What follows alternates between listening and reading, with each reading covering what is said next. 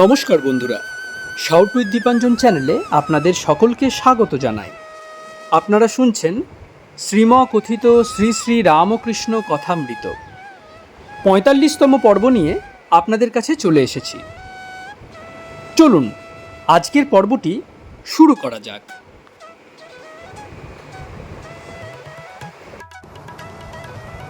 তব কথামৃতং তপ্ত জীবনং কবিভিরীরিতং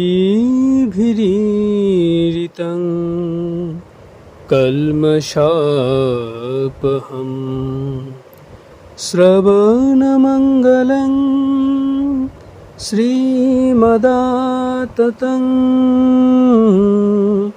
ভুবি গৃণন্তি যে ভুরিদা জনা। ঠাকুর শ্রী রামকৃষ্ণের বালক ভাব ও ভাবাবেশ, গিরিশ মাস্টার প্রভৃতির প্রতি। আমার বালক স্বভাব। হৃদে বললে, মামা মাকে কিছু শক্তির কথা বলো। অমনি মাকে বলতে চললাম। এমনই অবস্থায় দেখেছে যে ব্যক্তি কাছে থাকবে তার কথা শুনতে হয়। ছোট ছেলের যেমন কাছে লোক না থাকলে অন্ধকার দেখে, আমারও সেইরূপ হতো। হৃদে কাছে না থাকলে প্রাণ যায় যায় হতো। ওই দেখো, ওই ভাবটা আসছে, কথা কইতে কইতে উদ্দীপন হয়। এই কথা বলিতে বলিতে ঠাকুর ভাবাবিষ্ট হইতেছেন। দেশ কাল বোধ চলিয়া যাইতেছে। অতি কষ্টে ভাব সম্বরণ করিতে চেষ্টা করিতেছেন। ভাবে বলিতেছেন, এখনো তোমাদের দেখছি, কিন্তু বোধ হচ্ছে যেন চিরকাল তোমরা বসে আছো। কখন এসেছো, কোথায় এসেছো, এসব কিছু মনে নাই। ঠাকুর কিয়ৎকাল স্থির হইয়া রহিলেন। কিঞ্চিৎ প্রকৃতস্থ হইয়া বলিতেছেন, জল খাব। সমাধি ভঙ্গের পর মন নামাইবার জন্য ঠাকুর এই কথা প্রায় বলিয়া থাকেন। গিরিশ নূতন আসিতেছেন, জানেন না, তাই জল আনিতে উদ্যত হইলেন। ঠাকুর বারণ করিতেছেন আর বলিতেছেন, না বাপু, এখন খেতে পারবো না। ঠাকুর ও ভক্তগণ ক্ষণকাল চুপ করিয়া আছেন। এবার ঠাকুর কথা কহিতেছেন শ্রীরামকৃষ্ণ মাস্টারের প্রতি। হ্যাঁ গা, আমার কি অপরাধ হলো এসব গুহ্য কথা বলা? মাস্টার কি বলবেন চুপ করিয়া আছেন। তখন ঠাকুর আবার বলিতেছেন, না, অপরাধ কেন হবে, আমি লোকের বিশ্বাসের জন্য বলেছি। কিয়ৎ পরে যেন কত অনুনয় করিয়া বলিতেছেন, ওদের সঙ্গে দেখা করিয়ে দেবে, অর্থাৎ পূর্ণের সঙ্গে। মাস্টার সংকুচিতভাবে, আজ্ঞে এক্ষণি খবর পাঠাবো। শ্রীরামকৃষ্ণ সাগ্রহে, ওইখানে খুঁটে মিলছে। ঠাকুর কি বলিতেছেন যে অন্তরঙ্গ ভক্তদের ভিতর পূর্ণ শেষ ভক্ত, তাহার পর প্রায় কেহ নাই। দ্বিতীয় পরিচ্ছেদ। পূর্ব কথা। শ্রীরামকৃষ্ণের মহাভাব, ব্রাহ্মণীর সেবা। গিরিশ মাস্টার প্রভৃতিকে সম্বোধন করিয়া ঠাকুর নিজের মহাভাবের অবস্থা বর্ণনা করিতেছেন। শ্রীরামকৃষ্ণ ভক্তদের প্রতি। সে অবস্থার পরে আনন্দ যেমন, আগে যন্ত্রণাও তেমনি। মহাভাব ঈশ্বরের ভাব। এই দেহ মনকে তোলপাড় করে দেয়, যেন একটা বড় হাতি কুঁড়ে ঘরে ঢুকেছে। ঘর তোলপাড়, হয়তো ভেঙে চুরে যায়। ঈশ্বরের বিরহ অগ্নি সামান্য নয়। রূপ সনাতন যে গাছের তলায় বসে থাকতেন, ওই অবস্থা হলে এই রকম আছে যে গাছের পাতা ঝলসা পোড়া হয়ে যেত। আমি এই অবস্থায় 3 দিন অজ্ঞান হয়েছিলাম। নড়তে চড়তে পারতাম না, এক জায়গায় পড়েছিলাম। হুঁশ হলে বামনি আমায় ধরে স্নান করাতে নিয়ে গেল, কিন্তু হাত দিয়ে গা ছোবার জো ছিল না। গা মোটা চাদর দিয়ে ঢাকা। বামনি সেই চাদরের উপর হাত দিয়ে আমায় ধরে নিয়ে গিয়েছিল। গায়ে যেসব মাটি লেগেছিল পুড়ে গেছিল। যখন সেই অবস্থা আসতো, শিরদাঁড়ার ভিতর দিয়ে যেন ফাল চালিয়ে দিত। প্রাণ যায় এই করতাম, কিন্তু তারপরে খুব আনন্দ। ভক্তেরা এই মহাভাবের অবস্থা বর্ণনা অবাক হইয়া শুনিতেছেন। শ্রীরামকৃষ্ণ গিরিশের প্রতি: এতদূর তোমাদের দরকার নাই। আমার ভাব কেবল নজিরের জন্য। তোমরা 5টা নিয়ে আছো, আমি একটা নিয়ে আছি। আমার ঈশ্বর বই কিছু ভালো লাগে না, তাঁর ইচ্ছে। সহাস্যে: 1 ডেলে গাছও আছে, আবার 5 ডেলে গাছও আছে। সকলের হাস্য। আমার অবস্থা নজিরের জন্য। তোমরা সংসার করো অনাসক্ত হয়ে।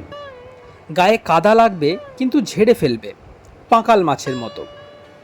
কলঙ্ক সাগরে সাঁতার দেবে, তবু গায়ে কলঙ্ক লাগবে না। গিরিশ সহাস্যে: আপনারও তো বিয়ে আছে। হাস্য। শ্রীরামকৃষ্ণ সহাস্যে: সংস্কারের জন্য বিয়ে করতে হয়, কিন্তু সংসার আর কেমন করে হবে? গলায় পইতে পরিয়ে দেয়, আবার খুলে খুলে পড়ে যায়, সামলাতে পারি নাই। একমতে আছে শুকদেবের বিয়ে হয়েছিল সংস্কারের জন্য, একটি কন্যাও নাকি হয়েছিল। সকলের হাস্য। কামিনী কাঞ্চনী সংসার ঈশ্বরকে ভুলিয়ে দেয়। গিরিশ: কামিনী কাঞ্চন ছাড়ে কই? শ্রীরামকৃষ্ণ: তাকে ব্যাকুল হয়ে প্রার্থনা করো, বিবেকের জন্য প্রার্থনা করো। ঈশ্বরই সত্য, আর সব অনিত্য, এরই নাম বিবেক। জল ছাঁকা দিয়ে জল ছেঁকে নিতে হয়। ময়লাটা একদিকে পড়ে, ভালো জল একদিকে পড়ে। বিবেক রূপ জল ছাঁকা আরোপ করো। তোমরা তাকে জেনে সংসার করো, এরই নাম বিদ্যার সংসার। দেখো না মেয়ে মানুষের কি মোহিনী শক্তি, অবিদ্যা রূপিণী মেয়েদের। পুরুষগুলোকে যেন বোকা অপদার্থ করে রেখে দেয়। যখনই দেখি স্ত্রী পুরুষ একসঙ্গে বসে আছে, তখন বলি, আহা, এরা গেছে। মাস্টারের দিকে তাকাইয়া, হারু এমন সুন্দর ছেলে, তাকে পেতনিতে পেয়েছে। ওরে হারু কোথা গেল, ওরে হারু কোথা গেল, আর হারু কোথা গেল। সব্বাই গিয়ে দেখে হারু বটতলায় চুপ করে বসে আছে। সে রূপ নাই, সে তেজ নাই, সে আনন্দ নাই। বটগাছের পেতনিতে হারুকে পেয়েছে। স্ত্রী যদি বলে যাও তো একবার, অমনি উঠে দাঁড়ায়, বসো তো, অমনি বসে পড়ে। একজন উমেদার বড়বাবুর কাছে আনাগোনা করে হায়রান হয়েছে, কর্ম আর হয় না। অফিসের বড়বাবু। তিনি বলেন, এখন খালি নাই, মাঝে মাঝে এসে দেখা করো। এই রূপে কত কাল কেটে গেল। উমেদার হতাশ হয়ে গেল। সে একজন বন্ধুর কাছে খুব দুঃখ করছে। বন্ধু বললে, তোর যেমন বুদ্ধি, ওটার কাছে আনাগোনা করে পায়ের বাঁধন ছেঁড়া কেন? তুই গোলাপকে ধর, কালই তোর কর্ম হবে। উমেদার বললে, বটে, আমি এক্ষুনি চললুম। গোলাপ বড়বাবুর রাঁড়। উমেদার দেখা করে বললে, মা, তুমি এটি না করলে হবে না, আমি মহা বিপদে পড়েছি। ব্রাহ্মণের ছেলে আর কোথায় যায়? মা, অনেকদিন কাজকর্ম নাই, ছেলেপুলে না খেতে পেয়ে মারা যায়। তুমি একটি কথা বলে দিলেই আমার একটি কাজ হয়। গোলাপ ব্রাহ্মণের ছেলেকে বললে, বাছা, কাকে বললে হয়? আর ভাবতে লাগলো, আহা, ব্রাহ্মণের ছেলে বড় কষ্ট পাচ্ছে। উমেদার বললে, বড়বাবুকে একটি কথা বললে আমার নিশ্চয়ই একটা কর্ম হয়। গোলাপ বললে, আমি আজই বড়বাবুকে বলে ঠিক করে রাখব। তার পরদিন সকালে উমেদারের কাছে একটি লোক গিয়ে উপস্থিত। সে বললে, তুমি আজ থেকেই বড়বাবুর অফিসে বেরোবে। বড়বাবু সাহেবকে বললে, এই ব্যক্তি বড় উপযুক্ত লোক, একে নিযুক্ত করা হয়েছে, এর দ্বারা অফিসের বিশেষ উপকার হবে। এই কামিনী কাঞ্চন নিয়ে সকলে ভুলে আছে, আমার কিন্তু ওসব কিছু ভালো লাগে না। মাইরি বলছি, ঈশ্বর বই আর কিছুই জানি না। তৃতীয় পরিচ্ছেদ। সত্য কথা কলির তপস্যা, ঈশ্বর কোটি ও জীব কোটি। একজন ভক্ত, মহাশয়, নবহুল্লোল বলে এক মত বেরিয়েছে। শ্রীযুক্ত ললিত চাটুর্যে তার ভিতর আছেন। শ্রীরামকৃষ্ণ, নানা মত আছে, মত পথ, কিন্তু সবাই মনে করে আমার মতই ঠিক, আমার ঘড়ি ঠিক চলছে। গিরিশ মাস্টারের প্রতি: পোপ কি বলেন? It is with our judgements ইত্যাদি। শ্রীরামকৃষ্ণ মাস্টারের প্রতি, এর মানে কি গা? মাস্টার: সব্বাই মনে করে আমার ঘড়ি ঠিক আছে, কিন্তু ঘড়িগুলো পরস্পর মেলে না। শ্রীরামকৃষ্ণ: তবে অন্য ঘড়ি যত ভুল হোক না, সূর্য কিন্তু ঠিক যাচ্ছে, সেই সূর্যের সঙ্গে মিলিয়ে নিতে হয়। একজন ভক্ত: অমুকবাবু বড় মিথ্যা কথা কয়।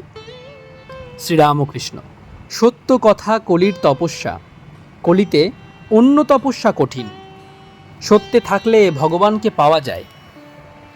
তুলসীদাস বলেছে, সত্য কথা অধীনতা, পরস্ত্রী মাতৃ সমান, ऐसे हरि না মিলে তুলসী ঝুট জবান। কেশব সেন বাপের ধার মেনেছিল, অন্য লোক হলে কখনো মানত না, একে লেখাপড়া নাই। জোড়াসাঁকোর দেবেন্দ্রের সমাজে গিয়ে দেখলাম কেশব সেন বেদিতে বসে ধ্যান করছে। তখন ছোকরা বয়স। আমি সেজবাবুকে বললাম, যতগুলি ধ্যান করছে এই ছোকরার ফতা ডুবেছে, বড়ই কাছে মাছ এসে ঘুরছে। একজন, তার নাম করব না, সে 10,000 টাকার জন্য আদালতে মিথ্যা কথা কয়েছিল। জিতবে বলে আমাকে দিয়ে মা কালীকে অর্ঘ্য দেওয়ালে। আমি বালক বুদ্ধিতে অর্ঘ্য দিলুম। বলে, বাবা এই অর্ঘ্যটি মাকে দাও তো। ভক্ত: আচ্ছা লোক। শ্রীরামকৃষ্ণ: কিন্তু এমনই বিশ্বাস আমি দিলেই মা শুনবেন। ললিতবাবুর কথায় ঠাকুর বলিতেছেন, অহংকার কি জায়গা, দুই একজনের দেখতে পাওয়া যায় না। বলরামের অহংকার নাই, আর এর নাই। অন্য লোক হলে কত টেরি তম হতো, বিদ্যার অহংকার হতো। মোটা বামুনের এখনও একটু একটু আছে মাস্টারের প্রতি। মহিম চক্রবর্তী অনেক পড়েছে না? মাস্টার: আজ্ঞে হ্যাঁ, অনেক বই পড়েছেন। শ্রীরামকৃষ্ণ সহাস্যে। তার সঙ্গে গিরিশ ঘোষের একবার আলাপ হয়, তাহলে একটু বিচার হয়। গিরিশ সহাস্যে: তিনি বুঝি বলেন সাধনা করলে শ্রীকৃষ্ণের মতো সব্বাই হতে পারে? শ্রীরামকৃষ্ণ: ঠিক তা নয়, তবে আভাসটা ওই রকম। ভক্ত: আজ্ঞা, শ্রীকৃষ্ণের মতো সব্বাই কি হতে পারে? শ্রীরামকৃষ্ণ: অবতার বা অবতারের অংশ এদের বলে ঈশ্বর কোটি, আর সাধারণ লোকেদের বলে জীব বা জীব কোটি। যারা জীব কোটি তারা সাধনা করে ঈশ্বর লাভ করতে পারে, তারা সমাধিস্থ হয়ে আর ফেরে না। যারা ঈশ্বর কোটি তারা যেমন রাজার বেটা, 7 তলার চাবি তাদের হাতে, তারা 7 তলায় উঠে যায়, আবার ইচ্ছামতো নেমে আসতে পারে। জীবকোটি যেমন ছোট কর্মচারী, 7 তলা বাড়ির খানিকটা যেতে পারে ওই পর্যন্ত।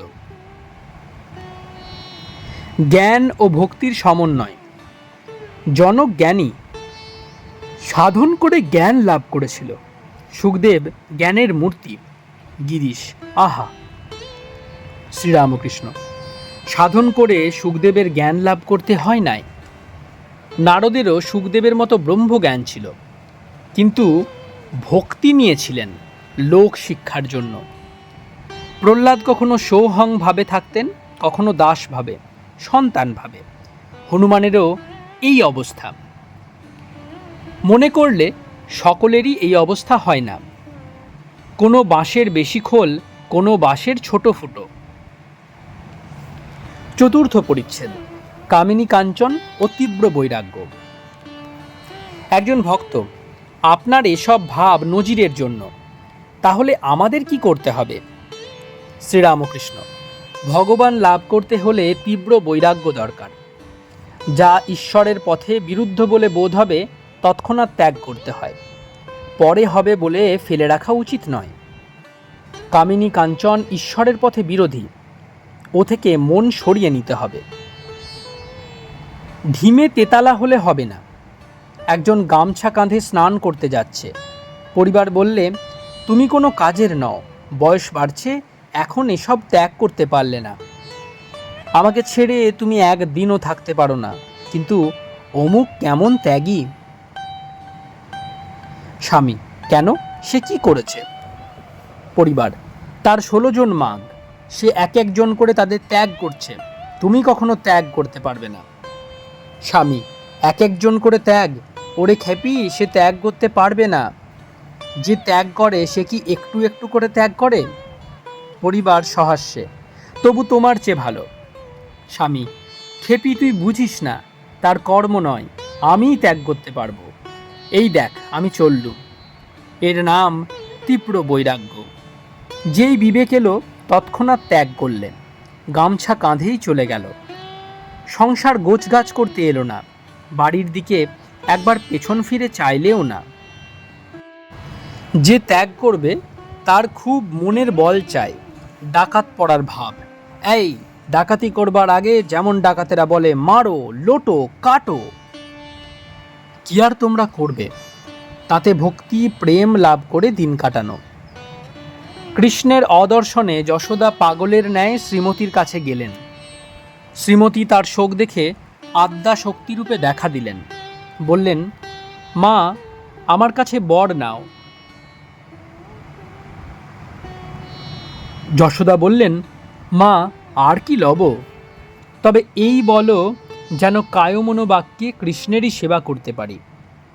এই চক্ষে তার ভক্ত দর্শন, যেখানে যেখানে তার লীলা, এই পা দিয়ে সেখানে যেতে পারি। এই হাতে তার সেবা আর তার ভক্ত সেবা, সব ইন্দ্রিয় যেন তারই কাজ করে। এই কথা বলিতে বলিতে ঠাকুর শ্রীরামকৃষ্ণের আবার ভাবাবেশের উপক্রম হইতেছে। হঠাৎ আপনা আপনি বলিতেছেন, সংহার মূর্তি কালী না নিত্য কালী। ঠাকুর অতি কষ্টে ভাব সম্বরণ করিলেন। এবার একটু জল পান করিলেন। যশোদার কথা আবার বলিতে যাইতেছেন। শ্রীযুক্ত মহেন্দ্র মুখুজ্জে আসিয়া উপস্থিত। ইনি ও ইহার কনিষ্ঠ শ্রীযুক্ত প্রিয় মুখুজ্জে ঠাকুরের কাছে নূতন যাওয়া আসা করিতেছেন। মহেন্দ্রের ময়দার কল ও অন্যান্য ব্যবসা আছে। তাহার ভ্রাতা ইঞ্জিনিয়ারের কাজ করিতেন। ইহাদের কাজকর্ম লোকজনে দেখে, নিজেদের খুব অবসর আছে। মহেন্দ্রর বয়স 36-37 হইবে, ভ্রাতার বয়স আন্দাজ 34-35। ইহাদের বাটি কেদেটি গ্রামে। কলিকাতা বাগবাজারেও একটি বসত বাটি আছে। তাহাদের সঙ্গে একটি ছোকরা ভক্ত আসা যাওয়া করেন, তাহার নাম হরি। তাহার বিবাহ হইয়াছে, কিন্তু ঠাকুরের উপর বড় ভক্তি। মহেন্দ্র অনেক দিন দক্ষিণেশ্বরে যান নাই, হরিও যান নাই, আজ আসিয়াছেন। মহেন্দ্র গৌড় বর্ণ ও সদা হাস্যমুখ, শরীর দোহারা। মহেন্দ্র ভূমিষ্ঠ হইয়া ঠাকুরকে প্রণাম করিলেন। হরিও প্রণাম করিলেন। শ্রীরামকৃষ্ণ, কেন এতদিন দক্ষিণেশ্বরে যাওনি গো? মহেন্দ্র, আজ্ঞা, কেদেটিতে গিয়েছিলাম, কলকাতায় ছিলাম না। শ্রীরামকৃষ্ণ, কি গো, ছেলেপুলে নাই? কারু চাকরি করতে হয় না, তবুও অবসর নাই, ভালো জ্বালা। ভক্তেরা সকলে চুপ করিয়া আছেন। মহেন্দ্র একটু অপ্রস্তুত।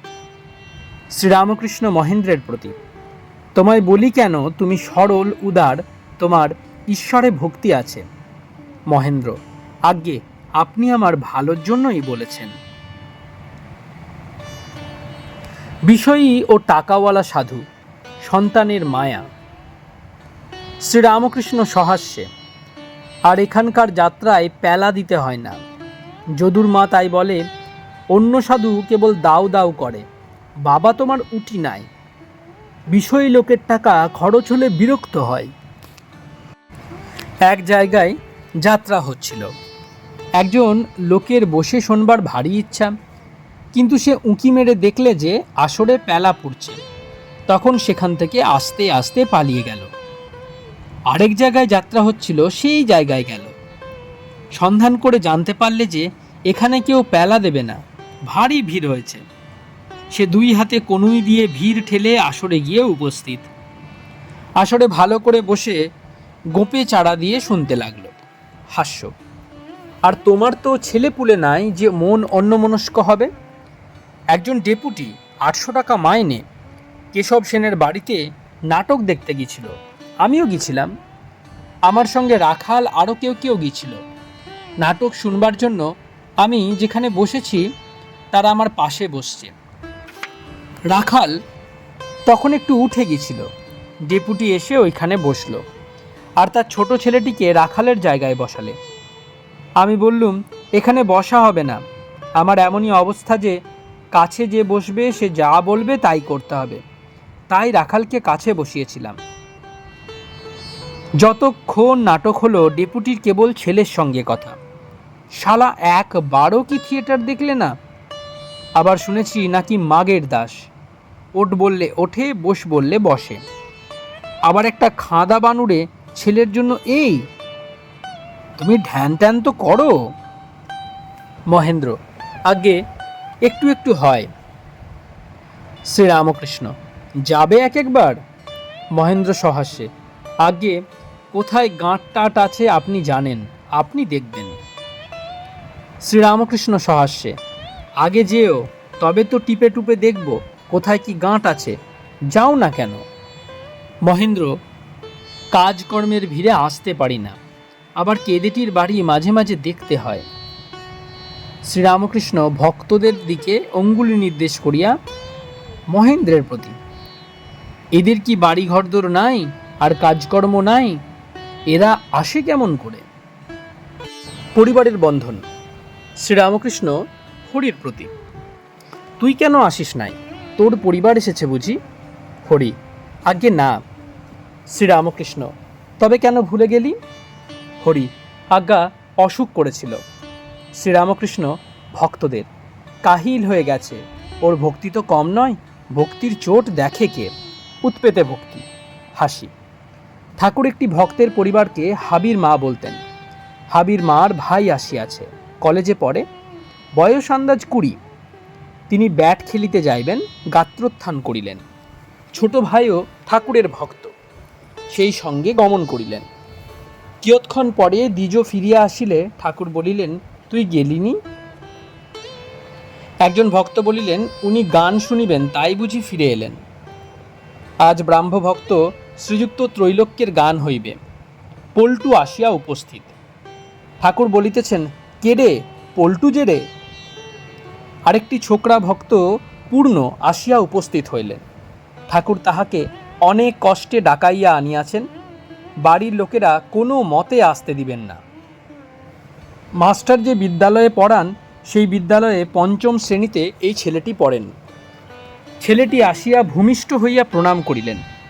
ঠাকুর নিজের কাছে তাহাকে বসাইয়া আস্তে আস্তে কথা কহিতেছেন। মাস্টার শুধু কাছে বসিয়া আছেন, অন্যান্য ভক্তেরা অন্যমনস্ক হইয়া আছেন। গিরিশ এক পাশে বসিয়া কেশব চরিত পড়িতেছেন। শ্রীরামকৃষ্ণ ছোকরা ভক্তটির প্রতি, এখানে এসো। গিরিশ মাস্টারের প্রতি, কে এ ছেলেটি?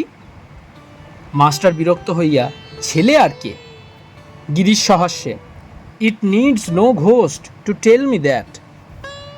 মাস্টারের ভয় হইয়াছে, পাছে 5 জনে জানিতে পারলে ছেলের বাড়িতে গোলযোগ হয় আর তাহার নামে দোষ হয়।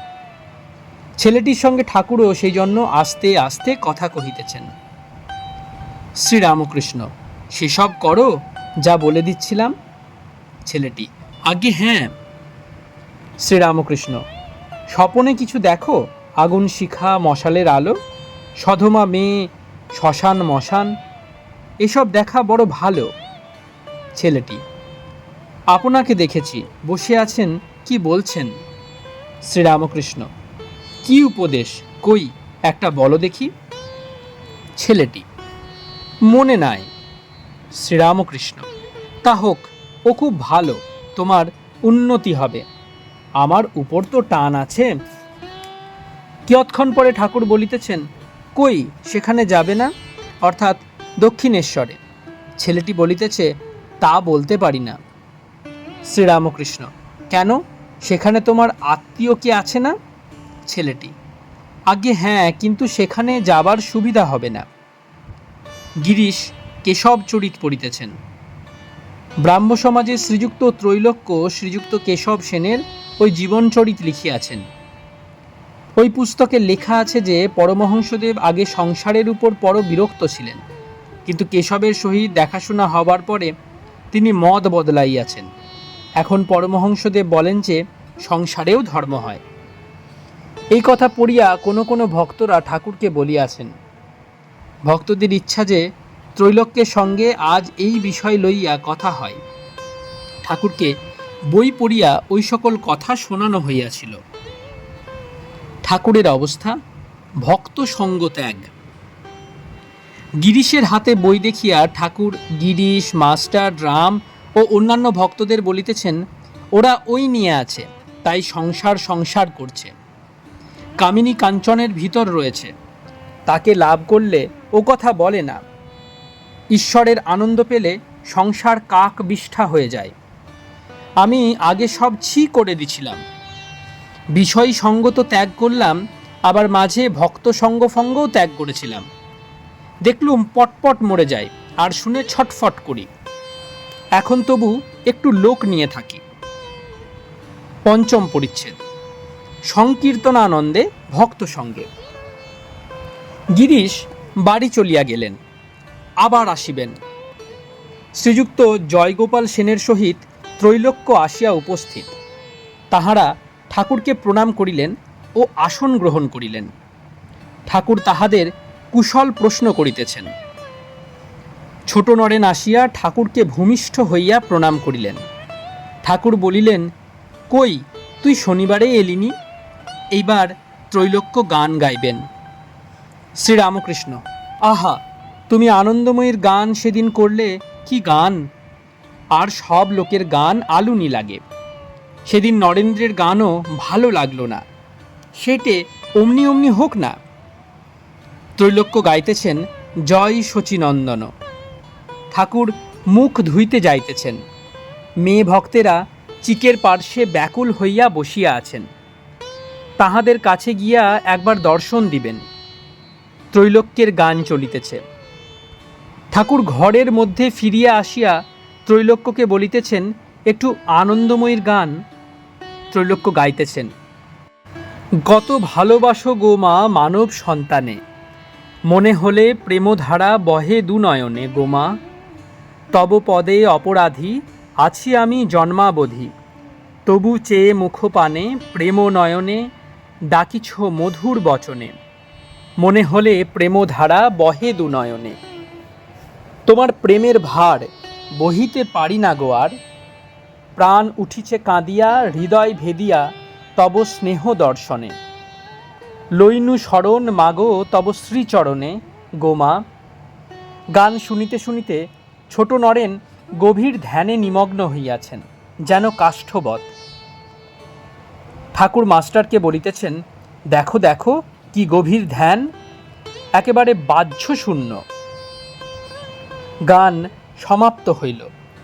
ঠাকুর ত্রৈলোক্যকে এই গানটি গাইতে বলিলেন, দে মা পাগল করে আর কাজ নাই জ্ঞান বিচারে। রাম বলিতেছেন, কিছু হরিনাম হোক। ত্রৈলোক্য গাইতেছেন, মন একবার হরিবল হরিবোল হরিবোল, হরি হরি বলে ভব সিন্ধু পারে চল। মাস্টার আস্তে আস্তে বলিতেছেন, গৌর নিতাই তোমরা দু ভাই। ঠাকুরও ওই গানটি গাইতে বলিতেছেন। ত্রৈলোক্য ও ভক্তেরা সকলে মিলিয়া গাইতেছেন, গৌর নিতাই তোমরা দু ভাই পরম দয়াল হে প্রভু। ঠাকুরও যোগদান করিলেন। সমাপ্ত হইলে আরেকটি ধরিলেন, যাদের হরি বলতে নয়ন ঝরে তারা দু ভাই এসে ছেড়ে, যারা মার খেয়ে প্রেম যাচে তারা তারা দু ভাই এসে ছেড়ে, যারা ব্রজের কানাই বলায় তারা তারা দু ভাই এসে ছেড়ে, যারা আচণ্ডালে কোল দেয় তারা তারা দু ভাই এসে ছেড়ে। ওই গানের সঙ্গে ঠাকুর আরেকটা গান গাইতেছেন, নদে টলমল টলমল করে গৌর প্রেমের হিল্লোলে রে। ঠাকুর আবার ধরিলেন, কে হরিবোল হরিবোল বলিয়ে যায়, যারে মাথায় জেনে আয়, বুঝি গৌর যায় আর নিতাই যায় রে, যাদের সোনার নুপুর রাঙা পায়, যাদের ন্যাড়া মাথা ছেঁড়া কাঁথা রে, যেন দেখি পাগলেরই প্রায়।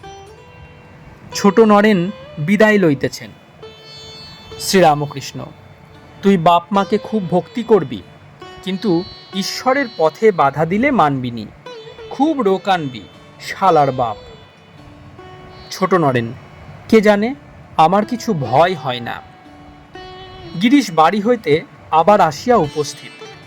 ঠাকুর ত্রৈলোক্যের সহিত আলাপ করিয়া দিতেছেন, আর বলিতেছেন, একটু আলাপ তোমরা করো। একটু আলাপের পর ত্রৈলোক্যকে বলিতেছেন, সেই গানটি আরও একবার। ত্রৈলোক্য গাইতেছেন,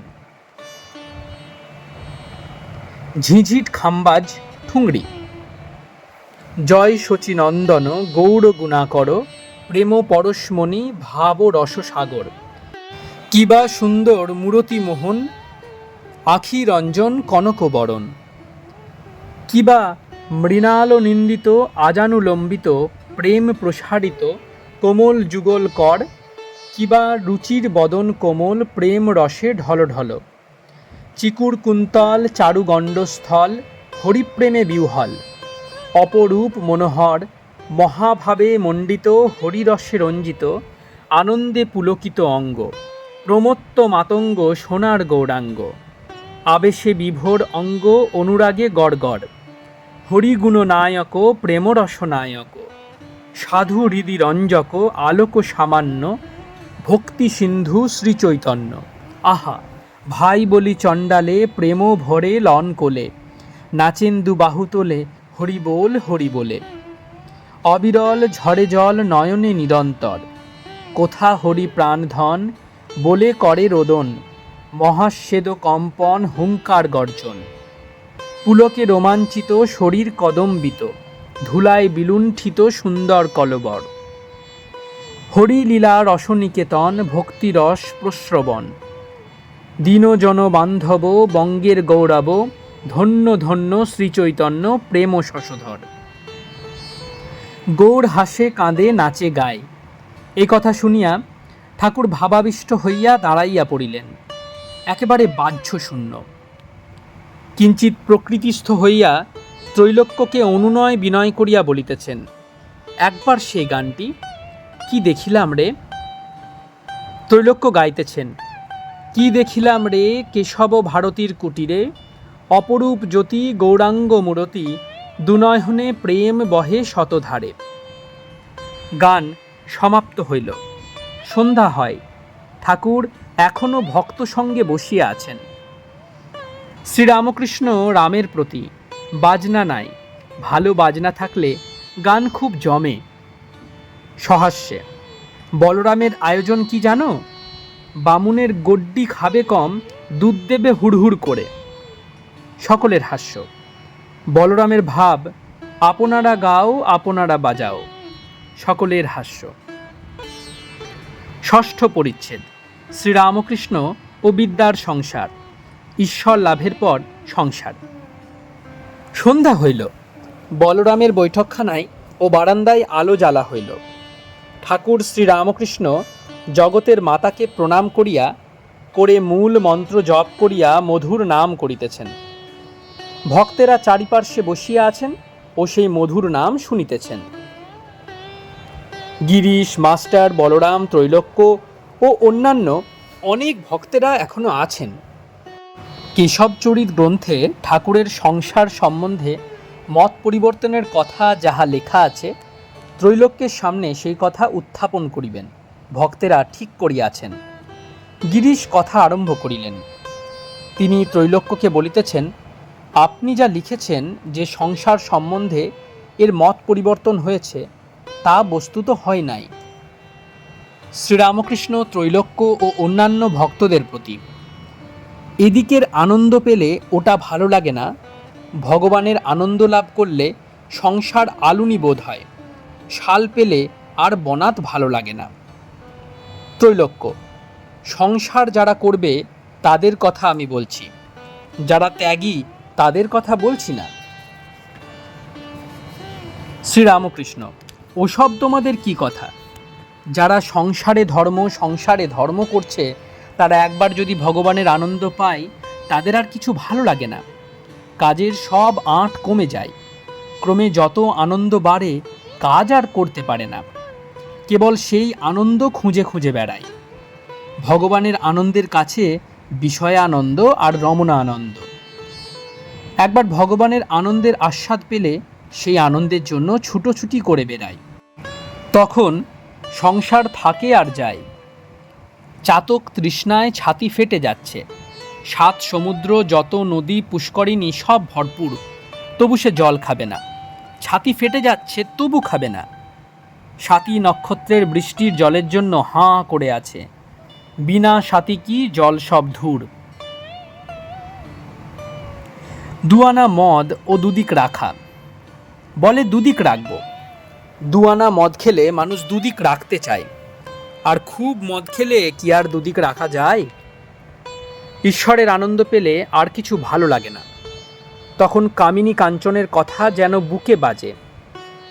ঠাকুর কীর্তনের সুরে বলিতেছেন, আনো লোকের আনো কথা, কিছু ভালো তো লাগে না। তখন ঈশ্বরের জন্য পাগল হয়, টাকা ফাঁকা কিছুই ভালো লাগে না। ত্রৈলোক্য, সংসারে থাকতে গেলে টাকাও তো চাই, সঞ্চয়ও চাই, 5টা দান ধ্যান। শ্রীরামকৃষ্ণ, কি আগে টাকা সঞ্চয় করে তবে ঈশ্বর? আর দান ধ্যান দয়া কত? নিজের মেয়ের বিয়েতে হাজার হাজার টাকা খরচ, আর পাশের বাড়িতে খেতে পাচ্ছে না। তাদের 2টি চাল দিতে কষ্ট হয়, অনেক হিসেব করে দিতে হয়। খেতে পাচ্ছে না লোকে, তা আর কি হবে? ও শালারা মরুক আর বাঁচুক, আমি আর আমার বাড়ির সকলে ভালো থাকলেই হলো। মুখে বলে সর্বজীবে দয়া। ত্রৈলোক্য, সংসারে তো ভালো লোক আছে। পুণ্ডরিক বিদ্যানিধি চৈতন্যদেবের ভক্ত, তিনি তো সংসারে ছিলেন। শ্রীরামকৃষ্ণ, তার গলা পর্যন্ত মদ খাওয়া ছিল, যদি আর একটু খেত তাহলে আর সংসার করতে পারত না। ত্রৈলোক্য চুপ করিয়া রহিলেন। মাস্টার গিরিশকে জনান্তিকে বলিতেছেন, তাহলে উনি যা লিখেছেন ঠিক নয়। গিরিশ, তাহলে আপনি যা লিখেছেন ও কথা ঠিক না? ত্রৈলোক্য, কেন? সংসারে ধর্ম হয়, উনি কি মানেন না? শ্রীরামকৃষ্ণ, হয়, কিন্তু জ্ঞান লাভ করে থাকতে হয়, ভগবানকে লাভ করে থাকতে হয়। তখন কলঙ্ক সাগরে ভাসে, তবু কলঙ্ক না লাগে গায়ে। তখন পাঁকাল মাছের মতো থাকতে পারে। ঈশ্বর লাভের পর যে সংসার, সে বিদ্যার সংসার। কামিনী কাঞ্চন তাতে নাই, কেবল ভক্তি, ভক্ত আর ভগবান। আমারও মাগ আছে, ঘরে ঘটিবাটিও আছে, হরে পেলাদের খাইয়ে দিই, আবার যখন হাবির মা এরা আসে এদের জন্যও ভাবি। 7ম পরিচ্ছেদ, ঠাকুর শ্রীরামকৃষ্ণ ও অবতার তত্ত্ব। একজন ভক্ত ত্রৈলোক্যের প্রতি, আপনার বইয়েতে দেখলাম আপনি অবতার মানেন না। চৈতন্যদেবের কথাই দেখলাম। ত্রৈলোক্য, তিনি নিজেই প্রতিবাদ করেছেন।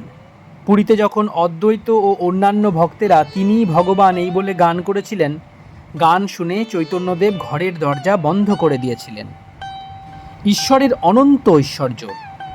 ইনি যেমন বলেন ভক্ত ঈশ্বরের বৈঠকখানা, তা বৈঠকখানা খুব সাজানো বলে কি আর কিছু ঐশ্বর্য নাই? গিরিশ, ইনি বলেন প্রেমই ঈশ্বরের সারাংশ। যে মানুষ দিয়ে ঈশ্বরের প্রেম আসে তাকেই আমাদের দরকার। ইনি বলেন গরুর দুধ বাঁট দিয়ে আসে, আমাদের বাঁটের দরকার। গরুর শরীরের অন্য কিছু দরকার নাই, হাত পা কি শিং? ত্রৈলোক্য, তার প্রেম দুগ্ধ অনন্ত প্রণালী দিয়ে পড়ছে, তিনি যে অনন্ত শক্তি। গিরিশ, ওই প্রেমের কাছে আর কোন শক্তি দাঁড়ায়? ত্রৈলোক্য, যার শক্তি তিনি মনে করলে হয়, সবই ঈশ্বরের শক্তি। গিরিশ, আর সব তার শক্তি বটে, কিন্তু অবিদ্যা শক্তি। ত্রৈলোক্য, অবিদ্যা কি জিনিস? অবিদ্যা বলে একটা জিনিস আছে নাকি? অবিদ্যা একটি অভাব, যেমন অন্ধকার আলোর অভাব।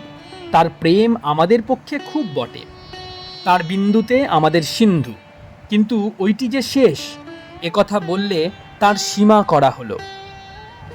শ্রীরামকৃষ্ণ ত্রৈলোক্য ও অন্যান্য ভক্তদের প্রতি, হ্যাঁ হ্যাঁ তা বটে, কিন্তু একটু মদ খেলেই আমাদের নেশা হয়। সুরির দোকানে কত মদ আছে, সে হিসাবে আমাদের কাজ কি? অনন্ত শক্তির খপরে আমাদের কাজ কি? গিরিশ ত্রৈলোক্যের প্রতি, আপনি অবতার মানেন? ত্রৈলোক্য, ভক্ততেই ভগবান অবতীর্ণ। অনন্ত শক্তির ম্যানিফেস্টেশন হয় না, হতে পারে না, কোনো মানুষেই হতে পারে না। গিরিশ, ছেলেদের ব্রহ্মগোপাল বলে সেবা করতে পারেন, মহাপুরুষকে ঈশ্বর বলে কি পূজা করতে পারা যায় না? শ্রীরামকৃষ্ণ ত্রৈলোক্যের প্রতি, অনন্ত ঢুকুতে চাও কেন? তোমাকে ছুঁলে কি তোমার সব শরীরটা ছুঁতে হবে? যদি গঙ্গা স্নান করি তাহলে হরিদ্বার থেকে গঙ্গাসাগর পর্যন্ত কি ছুঁয়ে দেখতে হবে? আমি গেলে ঘুচিবে জঞ্জাল। যতক্ষণ আমিটুকু আছে ততক্ষণ ভেদ বুদ্ধি। আমি গেলে কি রইল তা কেউ জানতে পারে না, মুখে বলতে পারে না। যা আছে তাই আছে।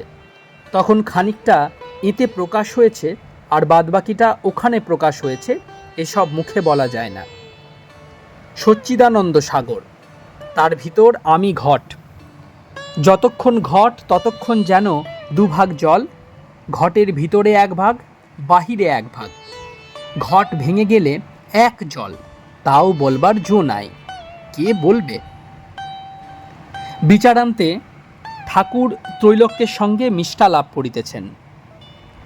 শ্রীরামকৃষ্ণ, তুমি তো আনন্দে আছো। ত্রৈলোক্য, কই, এখান থেকে উঠলেই আবার যেমন তেমনই হয়ে যাব। এখন বেশ ঈশ্বরের উদ্দীপনা হচ্ছে। শ্রীরামকৃষ্ণ, জুতো পরা থাকলে কাঁটা বনে আর তার ভয় নাই।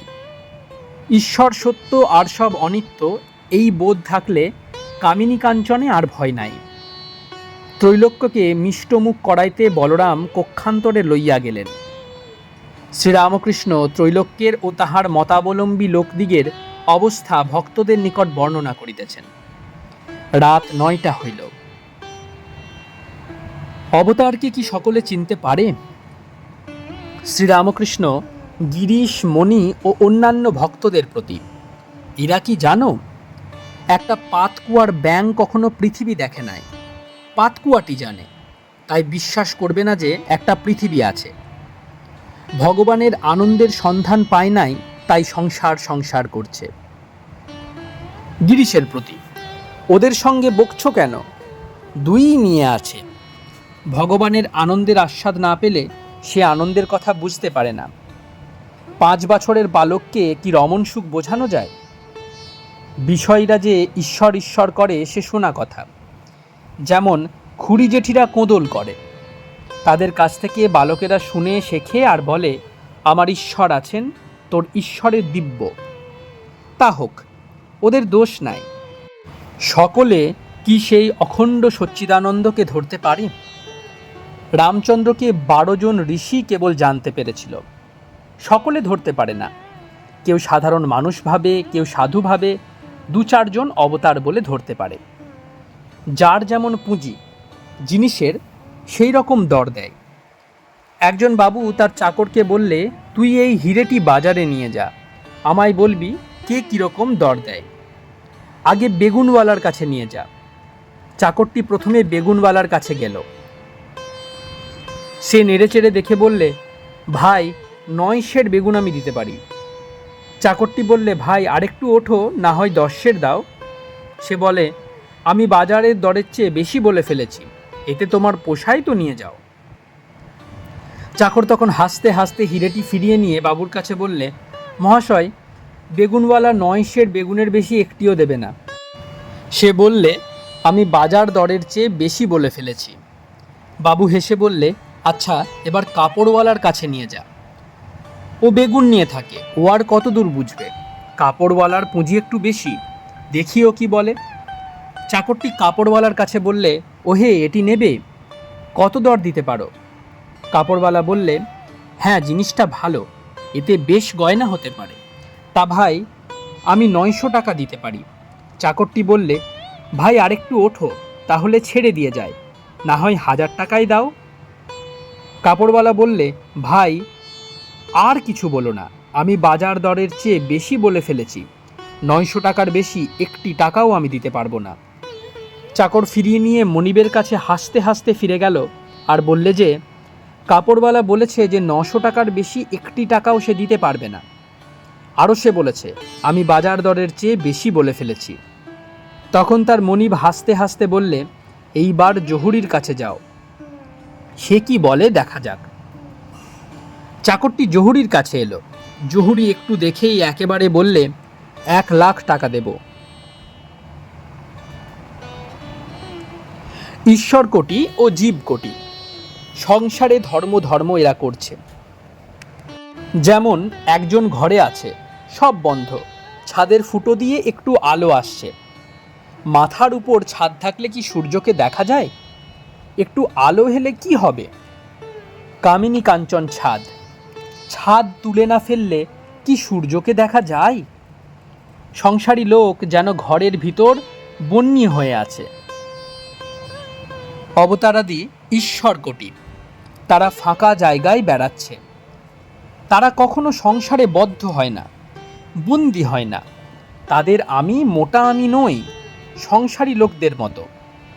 সংসারী লোকদের অহংকার, সংসারী লোকদের আমি যেন চতুর্দিকে পাঁচিল, মাথার উপরে ছাদ, বাহিরে কোনো জিনিস দেখা যায় না। অবতারাদির আমি পাতলা আমি, এ আমির ভিতর দিয়ে ঈশ্বরকে সর্বদা দেখা যায়। যেমন একজন লোক পাঁচিলের একপাশে দাঁড়িয়ে আছে, পাঁচিলের দুদিকেই অনন্ত মাঠ।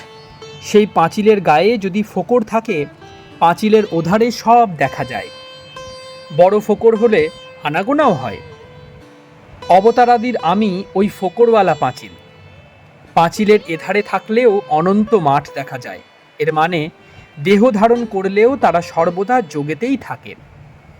আবার ইচ্ছে হলে বড় ফোকরের ওধারে গিয়ে সমাধিস্থ হয়। আবার বড় ফোকর হলে আনাগোনা করতে পারে, সমাধিস্থ হলেও আবার নেমে আসতে পারে। ভক্তেরা অবাক হইয়া অবতার তত্ত্ব শুনিতে লাগিলেন।